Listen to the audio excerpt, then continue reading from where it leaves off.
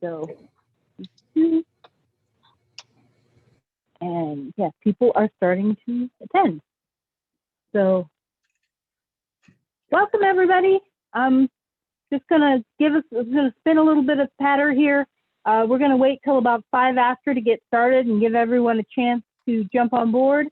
I'm really excited about this presentation. I think it's gonna be fantastic and very timely. And so we're gonna have a great time today. So I am hoping you all share my feelings on the matter. So we'll give it a few more minutes. Meanwhile, I hope everyone is doing well and staying safe and healthy and sane in this strange time that we're in. And at least the weather is finally starting to turn a little bit nicer. We've had about 3 days of sunshine in a row, and it's almost starting to feel like spring. It's way too early for spring, but it's almost starting to feel like it, which certainly helps. So, all right, come on in, everybody. We have a great presentation. And by the way, I know the announcement hasn't gone out next week for next month's presentation, which is going to be by PPG on the science of color. And it's sort of a follow-up to this presentation, talking about the psychological effects of color and how paint can work and all that. So I think it's going to be a great partner presentation to this one. So keep your eye on your email. There should be an announcement for that going out hopefully in the very near future. So I am attempting to get that all rustled up. So meanwhile, as we're doing the presentation, I'm just going to wait till about 5 after, but if you have questions, put them in the chat, put them in the Q&A. Going to keep an eye on that. We're going to do the questions at the end and give our guests, give our presenters a chance to get all the way through their presentation. But I am sure you guys will have some great questions for them. So put them in the chat, put them in the Q&A. We're going to keep an eye on that. And just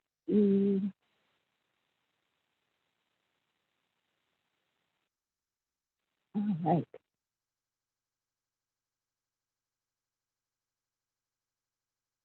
So yes, everyone welcome. And if you've just come in, welcome to the CSINext March meeting. We're going to get started here in a few minutes. I'm just giving folks a few more minutes because it always takes me a few minutes when the reminder pops up on my screen. Say, oh crap, I have a webinar right now.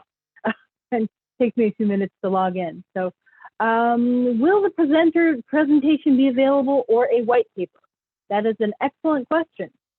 Can any of our panelists answer that before we jump into the presentation? Laura? Yeah, we have a research overview that we'll be certain to make sure everybody has access to. Fantastic.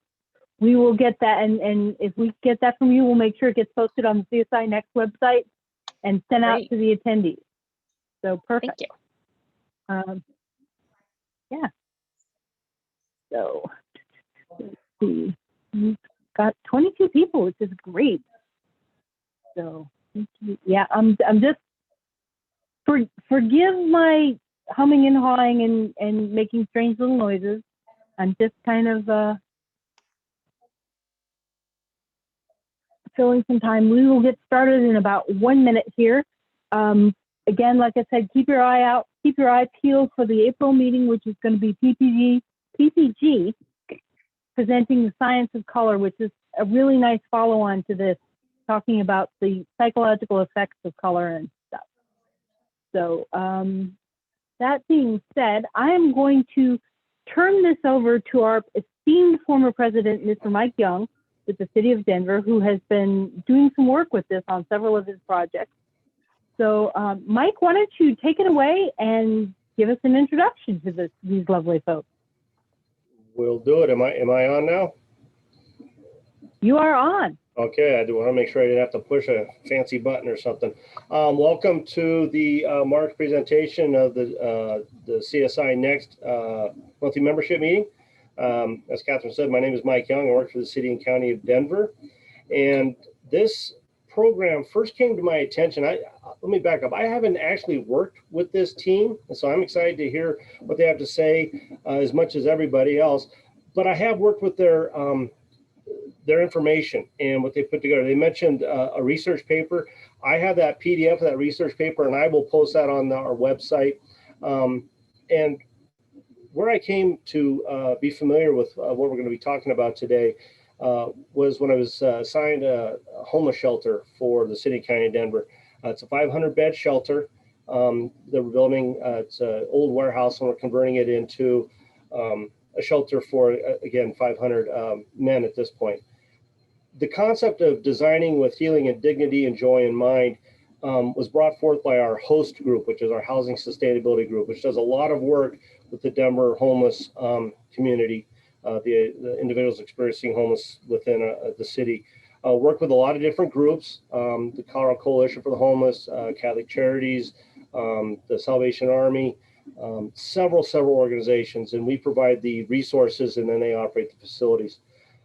The Shopworks pamphlet, I guess, for lack of a better term, or program guide, basically trauma-informed design is what we had called it. We sent off to our design team, and we've incorporated several of the aspects of that into the design of these shelters. And I didn't really think much about it. I'll be honest with you. My job is to deliver projects, so I don't think about a lot of the soft side of the design. My job is to implement. But when you walk these facilities and you see the wide corridors and the more open spaces, and just the, for lack of a better term, the better, and again, I'm not an architect, so forgive my vernacular, but the feel of the space, this has got something to it. And I know it's something we're going to be using a lot more in our projects at the city of Denver. And so I thought this would be important to share with the rest of the community here at CSINext. I'm going to turn this over to Laura Rossbert with Shopworks, who is the primary contact that helped us set this up. And I'll allow Laura to introduce the team and what we're going to talk about today. So, oh, and one thing I forgot to mention, I'm sorry. At the end of the seminar, as always, there will be a questionnaire or a brief survey. Fill that out. If you need your AIA credits for this, please make sure you include your AIA number in that survey. Don't forget to do that. And then also, as Catherine mentioned, put your questions up in the post and we'll address them at the end of the program. So now, sorry about that, Laura. All Take good. it away. Take it away. Thanks so much, Mike. It's good to be with you all today. As Mike noted, I'm Laura Rossbert. I work at Shopworks Architecture. But before this, I was actually running a homeless shelter that developed supportive housing. And so kind of have experience in the building the buildings phase. And now I get to work on affordable housing work at Shopworks. Chad, you want to introduce yourself? Chad, Shopworks Architecture. I'm an architect who kind of stumbled into working in the hemisphere of homelessness, and through both housing projects and shelter projects, and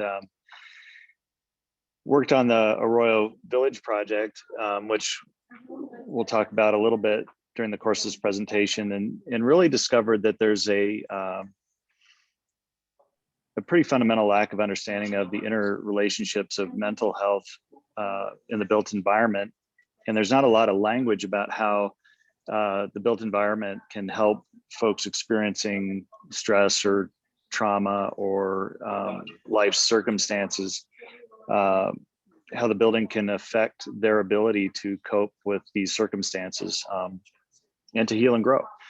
So that started a journey actually of discovering what is trauma-informed design derived from trauma-informed care, which is a principle you'll learn about. So anyway, thanks for having us. It's pretty exciting to be in front of this group. Y'all are my people. Like, we're gonna have some architect graphs that we present all the time and nobody knows what they are. And you know, they'll be like an insider joke. We'll laugh at Jennifer. And that's me passing the baton. Yeah, so you're next. I'll introduce myself. I'm Jennifer Wilson. I'm with the Center for Housing and Homelessness Research at the Graduate School of Social Work at the University of Denver. And the joke being that I am not an architect or an engineer or a designer. I'm a social worker who spent most of my career working with folks experiencing homelessness and housing instability. And now I'm a researcher and evaluator looking to sort of measure these phenomena. Rochelle, I suppose I'll pass along to you. Thank you. Rochelle Maker with Group 14. We are a sustainability consulting firm here in Denver. And I work on a lot of affordable housing projects, but my background is in anthropology and look at the human nature connection and see how we can incorporate that into the built environment. So I'll talk about that in relation to trauma-informed design.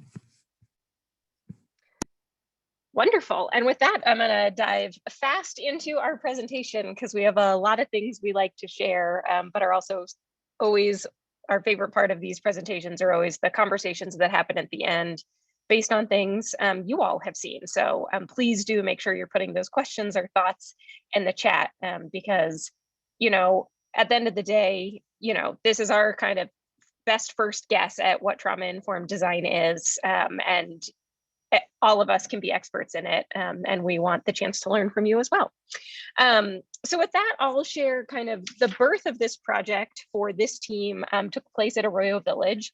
This is a building that takes up an entire city block in the West Colfax neighborhood of Denver that houses a 60-bed homeless shelter, 35 units of supportive housing for folks 0 to 30% AMI, and then 95 workforce units up to 50% AMI, 1, 2, and 3 bedrooms.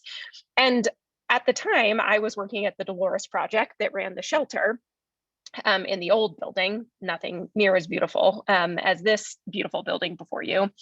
And we were implementing trauma-informed care in the shelter while we were designing a brand new homeless shelter and supportive housing. And so I brought in kind of a national trainer from SAMHSA to train our board and staff and invited the architects. And as Chad kind of noted, it kind of blew his mind like, oh, we're designing around HVAC and all these things. We need to be designing around mental health of the participants, you know, because if not, this building is worth nothing. And so to get us all on the same page, I'm going to share a very brief overview of a very big topic, which is trauma-informed care and the brain. Because that was really, we want to make sure we're kind of on the same page when we're talking about trauma. So trauma-informed care is the understanding that individuals who've experienced trauma experience the world and interactions. It impacts how they experience the world and their interactions. And when we're talking about trauma, we're really going off of the ACE score, the Adverse Childhood Experiences. So the CDC and Kaiser Permanente partnered together in the mid-90s and studied a huge group of people in a middle-class suburb in California. And what they found was, you know, the ACE score, it's literally a count from 0 to 10 of how many of these experiences people had at a young age.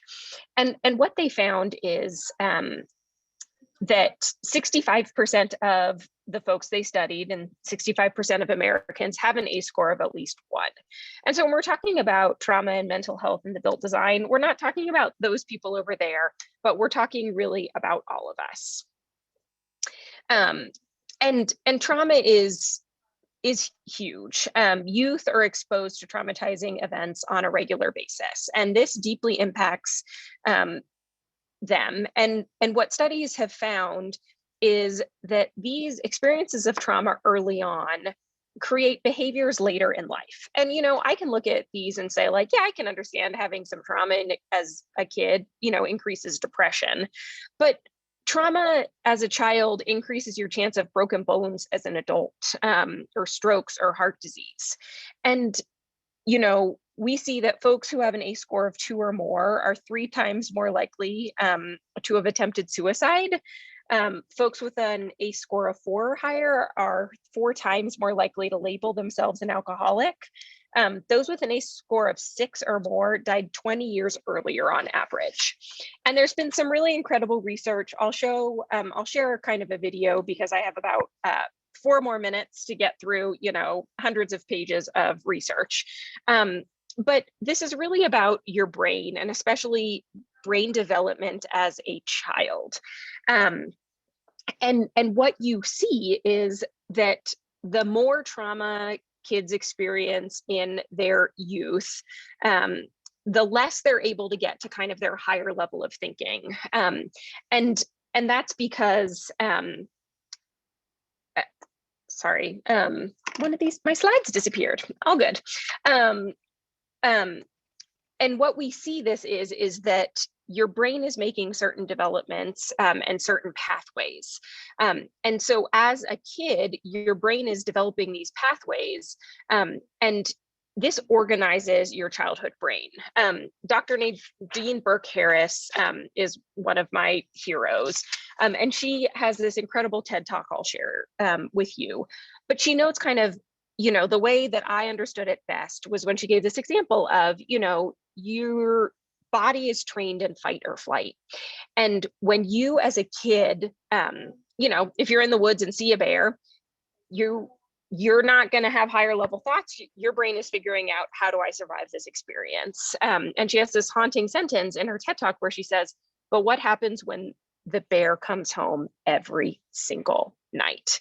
And we saw this at the shelter, folks would really push back against authority, even when authority had their best interest in mind. And that's because pushing back against authority, their childhood brain was organized to push back against authority because authority was the ones who were harming them.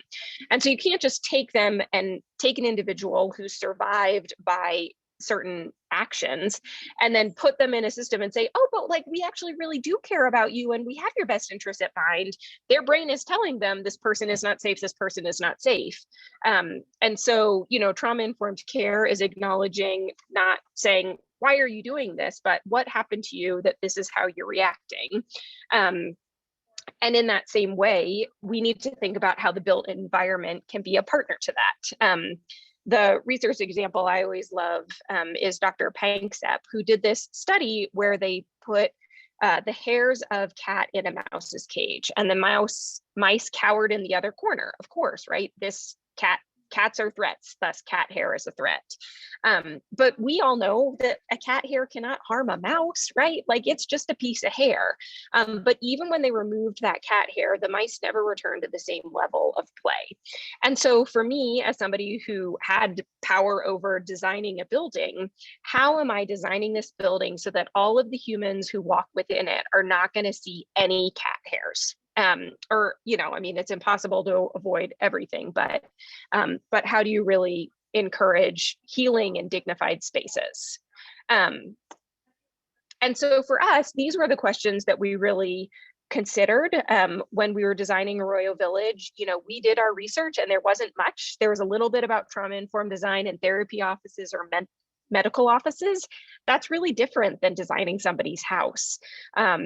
And so 2 years ago, we gathered this team together to really do this research, which Jenny will go into in a little bit, over what does it look like? How should these understandings and these knowledge of trauma impact how we design? And luckily, we had Rochelle on our team, who is an expert in biophilia, which has done some of this research and had some of these thoughts. And so she's now going to share about biophilia. Great, thanks, Laura. So yeah, I'm going to give you control. That allow for health and healing and restoration. Biophilia actually has a lot of evidence and a lot of research that points directly at this and how we can start to create our spaces to allow not only for triggers and re-traumatizing, but allow for actually healing to take place. Do I control the slides or? It might be on a pause, but it should work. You might have to go in the bottom left-hand corner and hit the advanced slide arrow.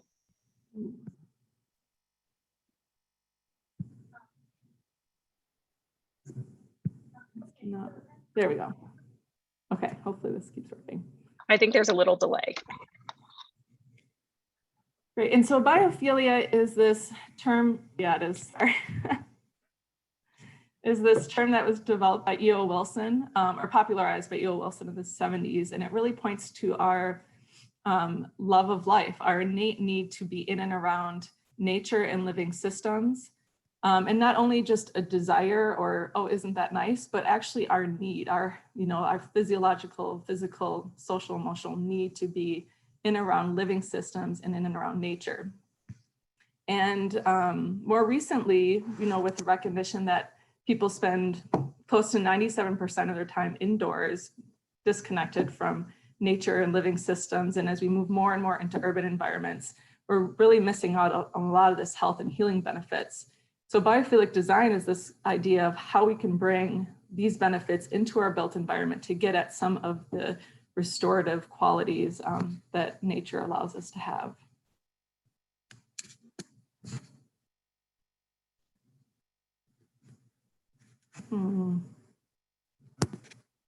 Okay. And so the evidence is vast. It's physical, it's physiological, it's emotional, it's social. And there's a lot of research out there in the last couple decades that show the benefits in terms of stress, cortisol levels, sleep, our mood, our happiness, our irritability. We're more social, our mental capacities in terms of concentration, collaboration, creativity. We're able to recover more quickly from mental and physical ailments. And the list kind of goes on and on. And we also know that being in an urban setting does just the opposite. We know that when we're in an urban setting, individual pulse rates get higher, systolic blood pressure is up, our parasympathetic system is increased, our immune functioning is lower. So not only are we cutting ourselves off from all the benefits that nature can bring us, but we're also putting ourselves into a very overstimulating, crowding kind of space that actually does detriment to our health. And this is true for all of us, but when we talk about people that are living in a low income situation that also have this added layer of stress in terms of, stability of their jobs, financial incomes, reliable transportation, quality food, quality education for their kids, safety, security, this is a whole nother layer of stress that we're adding to individual lives. And then if we think about people that have experienced a lot of trauma, either currently or in their childhood, we have a whole nother layer that we're working with of this kind of debilitating emotional state that can really fatigue people. So a lot of the residents that we work with as a team are really experiencing all these layers of stress, and it can be very, as I said, debilitating. And mental fatigue is really one of the biggest battles that we all experience, but especially those living with trauma and living in low-income situations. And when we're more mentally fatigued, we don't make good life decisions. We have a harder time coping with situations. We have a hard time thinking into the future and even being present in the here and now. And we're more irritable and so forth. So to really create situations where people can de-stress and thrive is essential for the housing that we're working on. And one theory that we really bring into the conversation is the tension restoration theory, and this was developed by Kaplan. And he noted just this, that being in an urban setting and just typical daily life stuff is really depleting and really takes our attention and fatigues us. But when we're in and around nature, even though it takes our attention, instead of fatiguing us, it actually restores us. It does the opposite. It builds up our surplus. So when we think about our housing situations and the places that we design in general, if there's ways to incorporate nature into the built environment, that we can really start to get at some of this ability to relieve ourselves from mental fatigue. And this nature that we talk about isn't just, we have to be out in wilderness or we have to have a lot of plants or daylight, though of course all this is great, it's part of it. But even looking at an image of nature, a poster starts to get at this benefit. Even being able to hear birds chirping, even if it's not like, it's just on a soundtrack or something like that, this is also bringing benefit. So there's lots of ways that we can incorporate biophilia into our built environment. Another great study was done by Ming Kuo, and she looked at the effects of crowding on the residents in Chicago public housing. And so she wasn't really interested in nature at all, but when she started to get the results of her research, she noticed something really interesting, that the people that their homes faced an interior courtyard with a little bit of grass and trees had a very different experience than those people that were facing out into streets and parking lots. And those people that had views of this little bit of greenery experienced less mental fatigue, a reduction in domestic violence and aggression. They performed better on tests of attentional functionality, lower drug and crime rates, greater ability to cope with life's stressors, increased trust of their neighbors, and the children did better in school. And all of this is amazing. It's something that we all want for ourselves and for our community, right? And this was just with a little bit of greenery and some kind of gnarly trees. So you can imagine if we had like a really intentional approach to how we design our spaces, how beneficial they can actually be. And then this is essential for the reasons that Laura talked about, that we can't simply like work with treating people that experience heavy trauma simply through logic and speech, but that the built environment matters. And the more that we can, bring people back to a calmer state, allow them to be comfortable and confident in their space, allow them to take away a lot of the stressors and triggers that they have so that they can kind of get at a sense of equilibrium, so they can begin to heal, so they can begin to thrive, is essential. So just really quickly, what this can kind of look like in some of the spaces is, we want to talk about nature in the space. So like I talked about earlier, so plants, having pets, there's tons of research about allowing people to have pets and what that can do for your ability to heal. Sounds of water, access to daylight, access to views, access to natural ventilation, being able to feel the breeze moving through your space is all really, really important. And there's actually research behind each of these things. There's research behind daylight, what the sound of water, what touching a pet, all of that affects us differently, which we don't have time to get into, but we can certainly share if people are interested in it. The second area is natural analogs. So this is where we take elements of nature and we kind of mimic it to get at the same benefits. So this is things like biomorphic forms and patterns and fractals that you can see like in carpeting or lighting. This is being playful with shadows, using natural materials, how color affects us. And I know you guys have the presentation next week, so that's great. We certainly would talk to that as well. And then the last area is the nature of the space. So this is how we kind of design the layout of spaces to get at some of the natural biological benefits that we have when we connect with being in outdoor spaces. And this really harkens back to where we evolved on the savanna and our ability to have both prospect and refuge. And these are two pieces that are really essential to all the spaces that we want to design. Prospect being this where we can have great sight lines, great viewpoints, where we know our opportunities, know our challenges and what we want to avoid and what we want to go after. So we have a good sense of the space, which gives us a lot of security and confidence of where we are at. And we want to pair this with refuge, where we have this protection on our back. We all kind of seek out the booth seating in restaurants for the same reason, that we want this protection against our back. We want to be able to have an opportunity to go inward and be more introspective or get into a deep conversation and not have to worry about all the stimulus that's happening around us. So creating spaces for both of this is really important. We also talk a lot about hearth-like spaces. So these are circular spaces. And we know from a lot of research, again, as well, that people that are in a circle already automatically open up more and share more. They're also more open to hearing other people's ideas. It really kind of takes away this sense of hierarchy that can be experienced. And this is something that's essential to building community, right? Is taking away hierarchies, taking away this feeling of us versus them, allowing people to open up and to open up to others. So creating these hearth-like spaces. And if we can incorporate fire and water, this is also really beneficial. Another piece is thinking about wayfinding in transitional spaces. And this is essential because a lot of people in low-income housing, a lot of people in permanent supportive housing, they move a lot. And every time you move, it's incredibly jarring. And we know this from studies of students that move a lot, how much they can fall behind in school. So it really can be very taxing for your life. And so we want a sense of centeredness and awareness of where we're at when we're moving through the building, so that people kind of know what floor they're on or where they need to go to get to the community kitchen or to get to the bathrooms or the garden or whatever it is.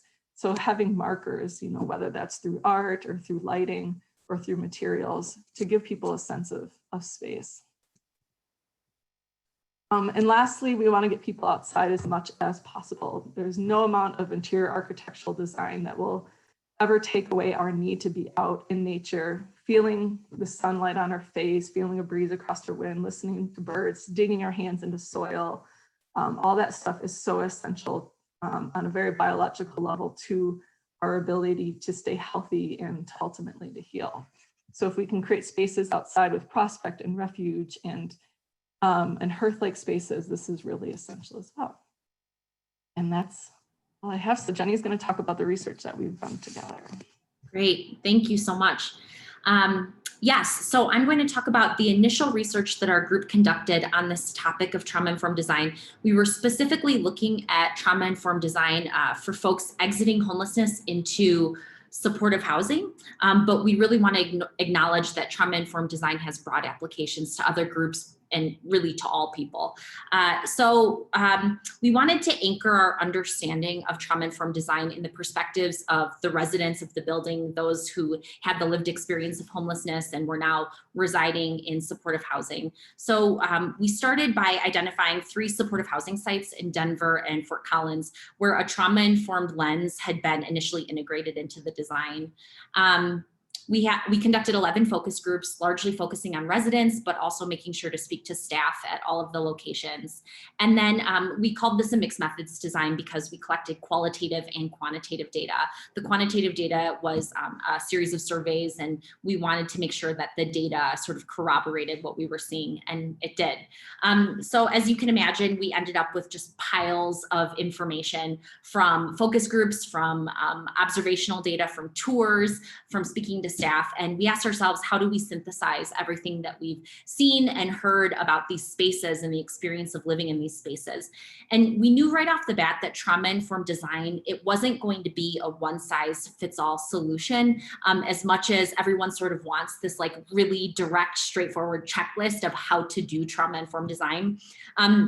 We were just hearing too many sort of disparate accounts that everyone's traumas and triggers and needs, they were just different. And sometimes they represented opposite ends of a spectrum, right? Some folks craved solitude while others sought out constant human contact. And so, so rather than pinpoint the specifics of trauma-informed design, this is kind of showing the evolution of how we were churning through the data.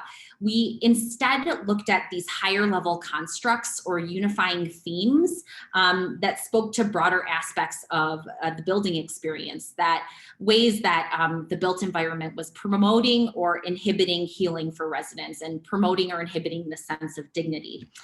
We worked through lots of different visualizations until we landed on this trauma-informed design framework. And so I'm going to talk a bit about this framework. In the center are the 3 C's: comfort, community, and choice. These are the 3 C's for designing for health and healing. This is at the heart of the decision-making process. Around the 3 C's are the 6 core values. These values support and guide the decision-making process from the very, very beginning until the very end. And then last but certainly not least are the 3 contextual factors around the outside. And these contextual factors pervade the process, are absolutely essential. So I'm going to talk about each of these 3 sets, paying the most attention to the 3 C's. And I'm just going to land on this slide for a little bit and sort of talk through what the 3 C's meant to us, what we heard from residents and staff, and give some examples. So like I said, the 3 C's, they're at the heart of the trauma-informed design decision-making process. We heard them over and over and over again. And even as residents and staff expressed these different personal preferences or personal experiences, these were the constructs that they seemed to constantly be alluding to. Obviously, they're not a checklist. You don't arrive at comfort or not, but the way we see them is more of a holistic mindset, a way of thinking about the work, a way of approaching the work, and factoring in how comfort, community, and choice show up in each design, decision, and element. So the way we think about comfort and the way it came up in these in our research was this spoke to the quality of the building materials in a space, attention to aesthetics. These were elements that sparked joy. So like we've talked about a couple times, folks talked about calming wall colors that that represented personalization of a floor, like an identity that the floor had, and also assisted with wayfinding. These were elements that allowed a person to be at ease and to let their guard down. So in one building, we heard a lot about these specific couches and the fact that that people, they really just love their couches. They lived on their couches. They spent most of their time on their couches. And if you think about the experience of homelessness and the idea of sleeping in shelters or sleeping on the street, and maybe a sense of compromised safety, you can imagine that the living room or the couch, it provides this vantage point. All of the entries and exits, the windows, you can see all the different rooms. And so there is maybe a sense of safety that comes from, you know, planting yourself on your couch. And also it's close to the TV. So this is a source of noise and a source of light. So sort of a form of companionship. And so, so the couch, it begins to represent so much more than just a couch. And the idea of the couch being comfortable represents more than maybe how some of us may think about it. And then additional aesthetic elements like, you know, beautiful or surprising artwork, or one group, they talked about these distinctive light features, light fixtures, which they thought were really sort of luxe and beautiful. And it doesn't just appeal to the senses, but it communicates this sense of value, that you're worth these extra sort of unexpected nice elements. When we talk about community, we knew that the idea of social interactions would be critical for trauma-informed design, but we found that through the research, this was way more nuanced than expected. And I'll try to talk about this quickly. It kind of broke down in this really interesting way. There was community inside the building and community outside the building. And within the building, folks spoke about community in different ways. It broke down even more. So there was community with the folks on your floor. So you could, you know, you think about it, you can hear what your neighbors are saying, you can smell what they're cooking, you share a trash room, you share a laundry room oftentimes. And these were all places where people were having very distinct experiences, especially with trash and laundry spaces, the feeling that these were not safe or desirable spaces, a loud door bangs behind you, there's only a single entry and exit point, few windows, forced contact, close human contact as you're scooting past someone to get to the washing machine. And so the interactions on a floor were key. Then there were interactions with people who you shared interests with. So these are the folks that you garden with. These are folks that you smoke on the patio with, folks that you play bingo or do art with in the art room. And so this was another subset of community. And finally, residents and staff talked about the resident-staff connection. And one really interesting finding, which we think is critical for design considerations, is the idea that, you know, residents, they were interested in meeting and interacting with one another. However, they wanted those first interactions to take place in the presence of staff, first for obvious safety reasons. And so you think about those safeties, the spaces near like a check-in desk, or just anywhere staff would be, that there would typically be a lot of residents congregating in those spaces. But amenity spaces far from staff, and especially places like a workout room, that those were not places that people necessarily felt as safe or wanted to interact with or meet others. And then outside the building, again, there was a breakdown. It was interacting with their visitors outside the building. So a woman talked about meeting with her husband outside. He was not welcome into the building or into her apartment, but there wasn't really a place for them to hang out outside, out front of the building. So they sat on the curb near the gutter, and that's where they hashed out their business. And so the interaction with visitors outside, the interaction with neighbors, specifically people who they could see directly outside of their window, and then the interaction with the greater city. So walking paths and bus routes and that kind of thing. And then finally, this element of choice was critical, seemingly straightforward. The ability to personalize your environment, to have the choice to even be able to dim the lights, so dimmer switches, the ability to have something as simple as blackout shades. So the experience of homelessness, oftentimes you don't get to sleep in complete darkness. You're at a shelter and there are lights everywhere and staff are working, or you're sleeping on the streets and you're sleeping during the day so that you can be vigilant and safe at night. And so just even the ability to choose to sleep in total darkness is a desirable element. Opportunities to personalize their environment promoted agency and ownership and led to a sense of personal control, which led to empowerment. And then we heard the opposite as well. Lack of choice brings about these feelings of infantilization, so treating people like children, or even reinstitutionalization. So feeling like you're in like a jail setting where someone is making all these decisions and having control over you.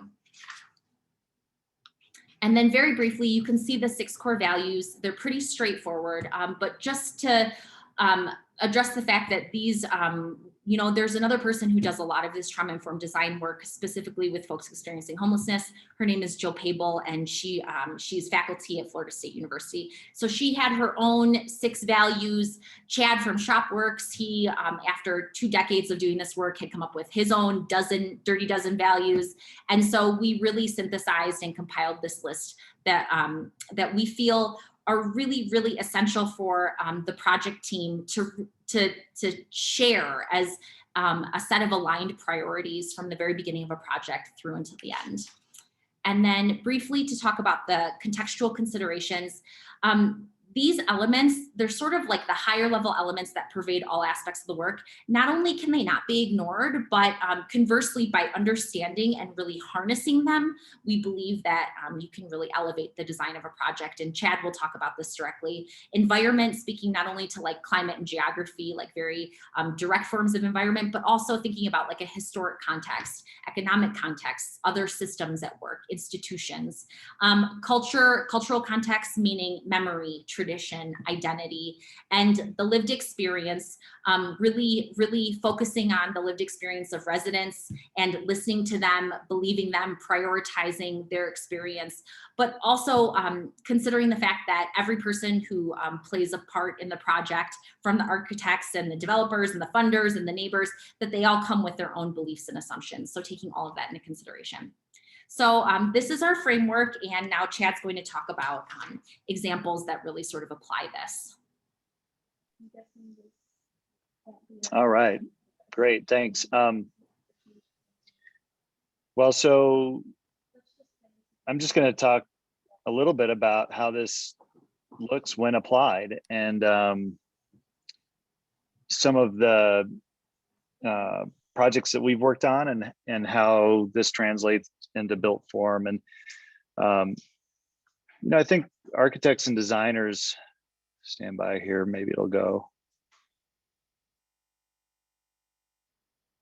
There we go. I think architects and designers are really great at Maslow's bottom rungs, because the built environment really is designed around these things: physiological needs of shelter, personal safety, things like that. Where the built environment has mixed success is love and belonging.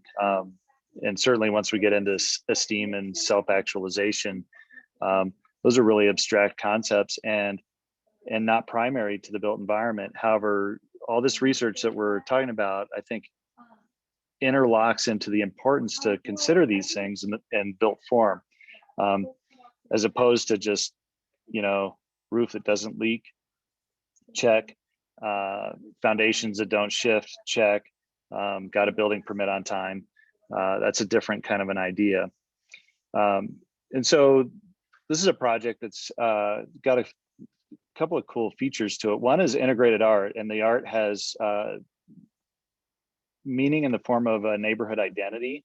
There's a local artist from the neighborhood, and the artist, the neighborhood well enough to pick a narrative of cultural relevance and relevance of place. This is in the Westwood neighborhood, and so the building automatically just evokes meaning to folks in the community, and a source of pride and identity to the residents within the building. Additionally, it's a mixed use building, and I think mixed use buildings, while they're hard to produce and finance sometimes, really produce a round the clock kind of safety feature to it, and also create the opportunity for neighborhoods to shrink in size, meaning folks can access goods and services near their home versus long commutes and things like that. And Inside the building, we're also thinking about art and visual access and authentic materials.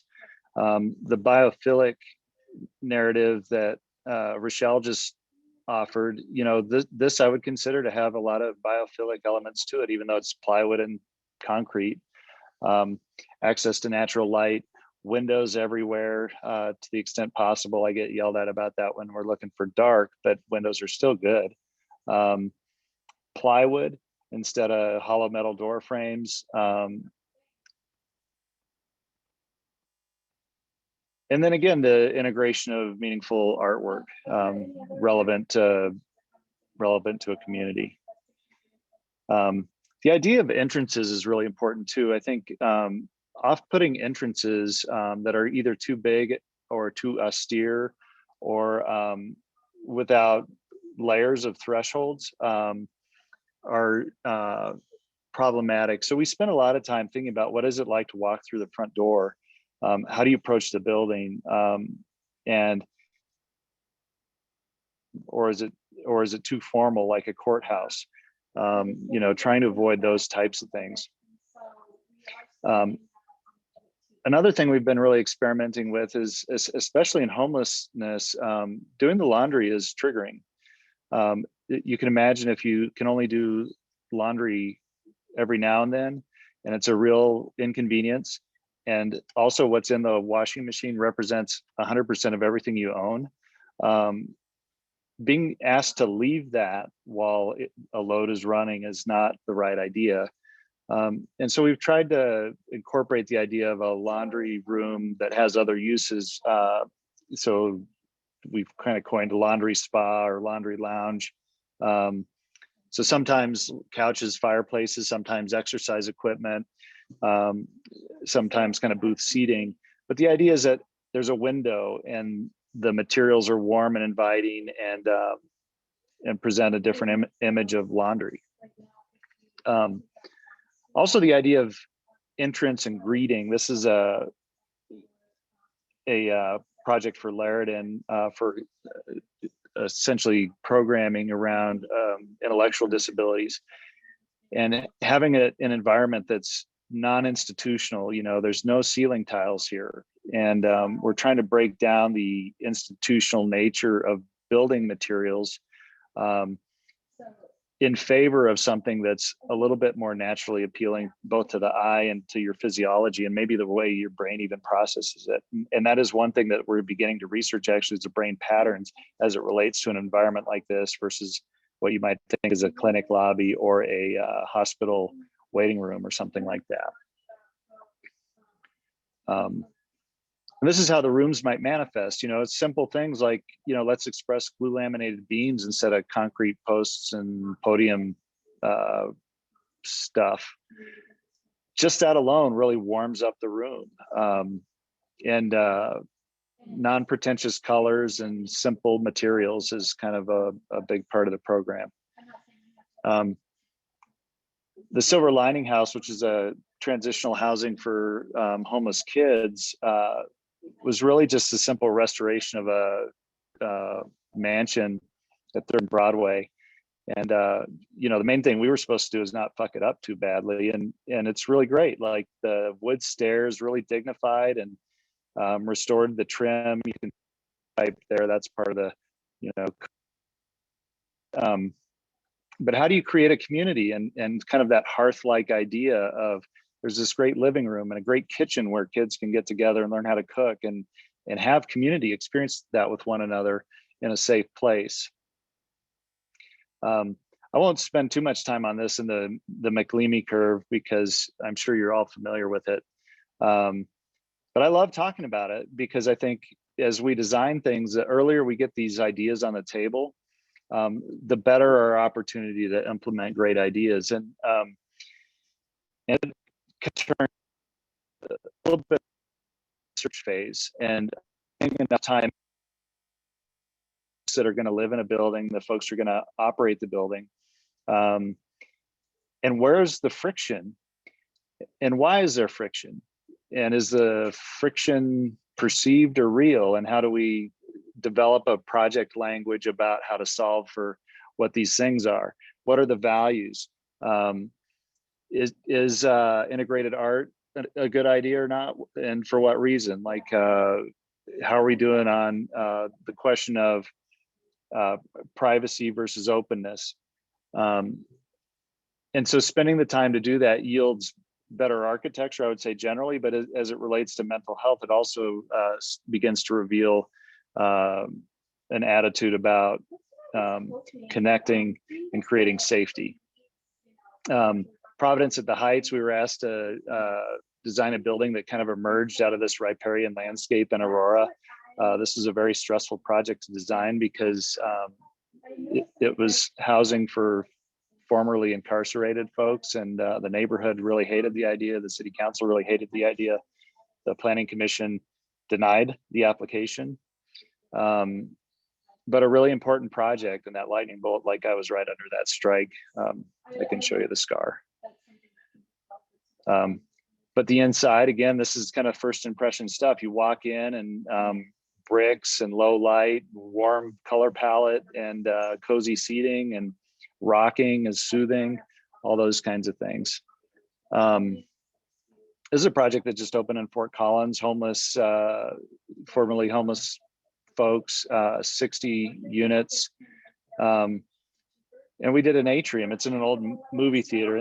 And what's cool about an atrium is when you leave your unit, you can see who's in the corridor and you can pick your route through the environment. And, you know, so if Laura's over there kind of hanging out in front of her door, you know, I can avoid her. And sometimes I want to do that. Like, we work together and I know for sure, like, go the other way.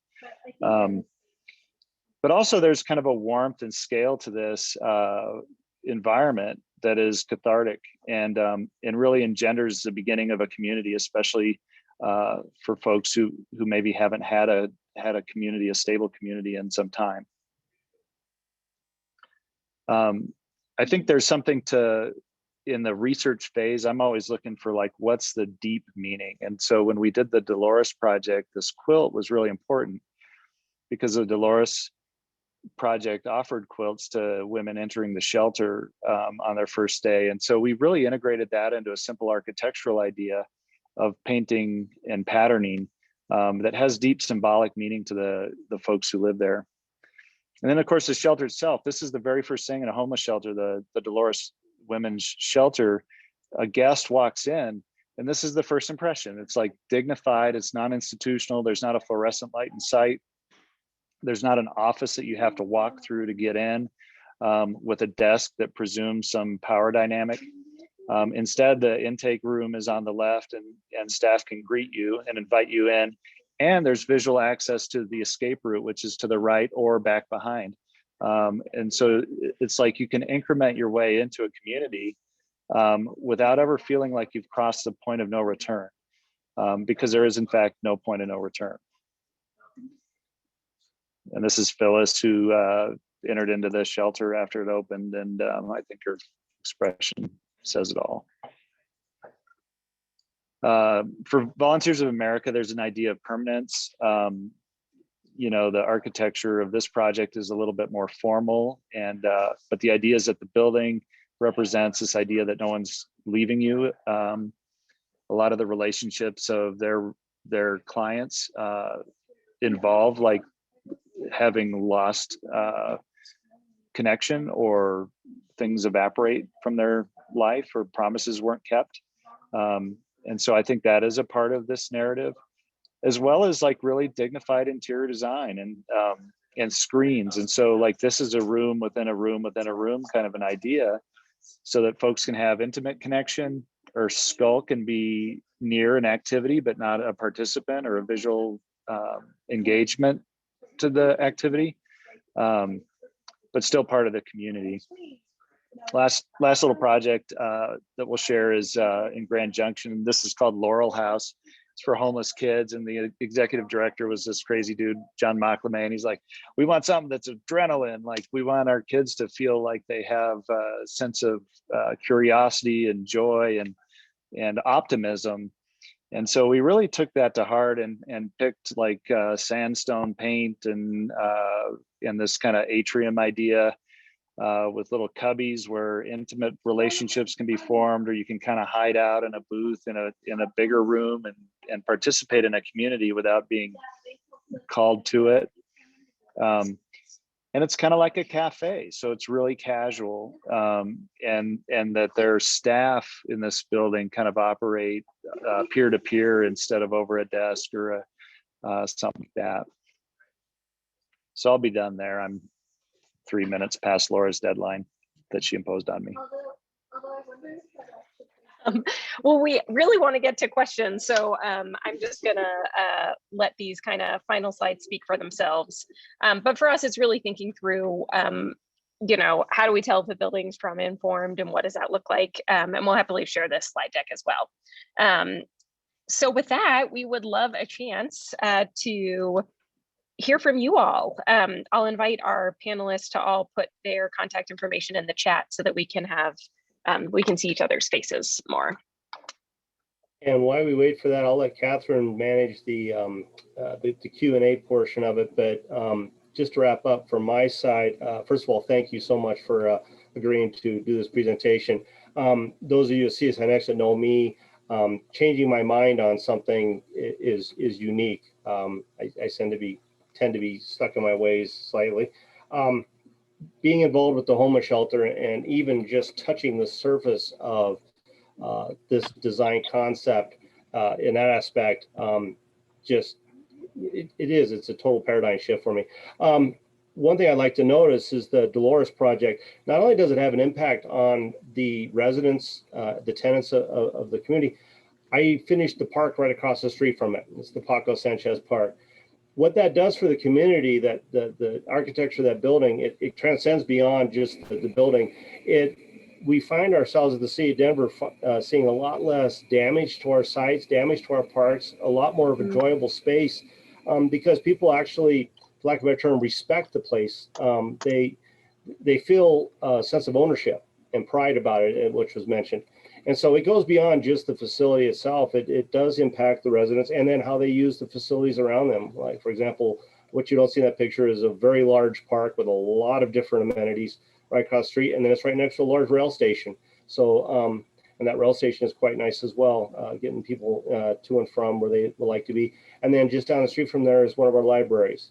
And the library is a great outlet as well, because again, it provides people service to read and participate on internet sites or whatever. So it's a bigger picture kind of thing, which again, this really opened my eyes to it. So thank you so much, not only for your research, but for offering your comments today. And I'll turn it over to Catherine. If you just want to run the Q&A, that'd be great. Sure. We have just a couple of questions, and they've sort of been keeping an eye on them during the presentation. But one question that's come up, and I think this is a great question, and this is kind of a new thing that we're all dealing with. Have there been any concerns about common spaces like laundry lounges and the social distancing, and what's our new normal now in the world of COVID? I'm just wondering if any of that has filtered into these things yet, and how you're dealing with that. Yeah, I mean, I could take a crack at that. The question of how communal spaces operate is really important. We're spending a lot of time thinking about ventilation and indoor-outdoor connectivity.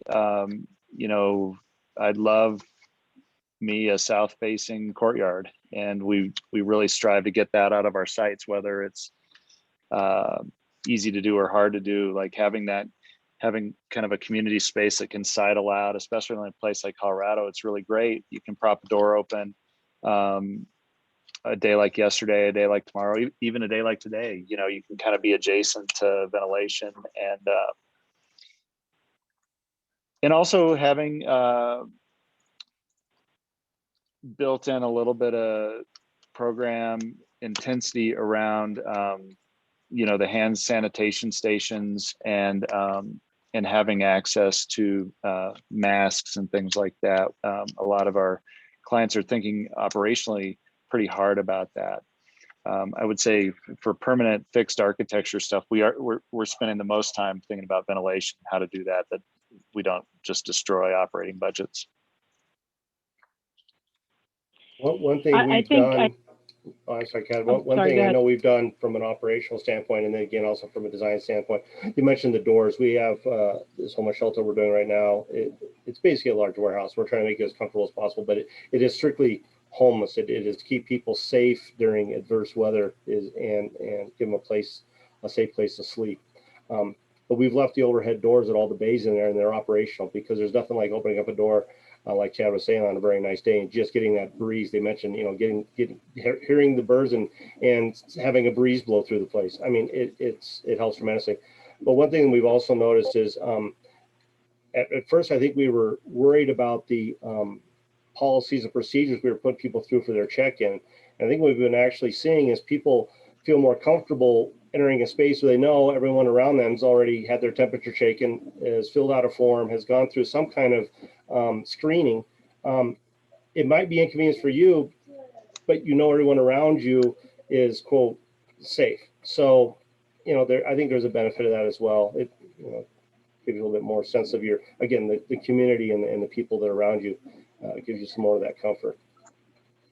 One thing I'd add about all of this is an anecdotal experience with folks entering housing is that the proportion of folks with delayed or deferred healthcare issues is really, really high. You can imagine being homeless and the dentist is not on your list of to-dos. Really, it never rises to that level. And so when folks become housed, all of a sudden these topics begin to be chipped away at, and it was really stunning to me. One of the projects we opened, our client was telling us about the building prior and how there were like 4 surgeries and 2 deaths and a whole bunch of delayed healthcare that happened within the first 3 or 4 months of the building opening. And so these are really important questions as it relates to folks entering housing and taking the health criteria seriously, because it's impactful and it's hard to underestimate how vulnerable some of the residents are. Yeah, this is all really great stuff. And if anybody has we have probably time for maybe one more question. We're just about at time. So go ahead and throw it in the chat. There's been some great resources that Laura has posted in the chat, which is the link to the TED Talk and the link to the paper. And I have saved that chat with the links, and I will make sure that it gets posted to the CSINext website and posted. And basically, I'll try to send it out to everyone who attended here on the call. So barring any more questions that come up, which I'll jump in and say, I just want to thank all of our panelists for an incredible presentation and some really stimulating ideas. And I think this is really great information that we all need to have, and a lot of thoughts, a lot of things to be thinking about and planning for the future. So yeah, it's thank you guys so much. And to all of my attendees, thank you guys for attending, and I'm so glad everyone had a chance to come. Hopefully we'll see you next month when we talk about color and the science of color, in which I think, as was sort of hinted at, this was sort of a spin-off of this presentation, talking about the psychological effects of color. But thank you so much to Laura and Jennifer and Raquel and Chad and Mike for all of your help in bringing us this presentation. So thank you so much, and we'll stay in touch. Great. Thanks for the opportunity, y'all. And don't hesitate to be in touch with us if you have questions. Absolutely. Thank you so much. Bye, all. All right. Thank you. Bye-bye, everyone. Have a great week.